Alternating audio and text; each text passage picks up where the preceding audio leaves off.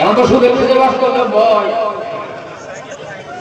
এর মধ্যে এক জায়গায় সুদের বিষয়ে বাস করলাম, ওয়াজ করে খালি অল্প বেশি 10-12 জনে বেড়ে বসে গাড়ি শুনবা চারিদিকে গাড়ি চারিদিকে গাড়ি।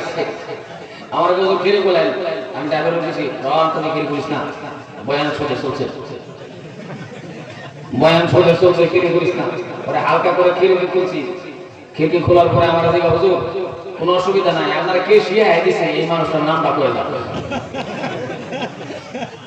মনে মনে বললাম এখন যদি নাম কয়ে যায় সমস্যা হবে না নাই, কথা কোনো সমস্যা হবে না নাই। এই জন্য এরম নাম কয়ে গেছি, এই নামের মানুষ গ্রামের ভেতরেই নেই।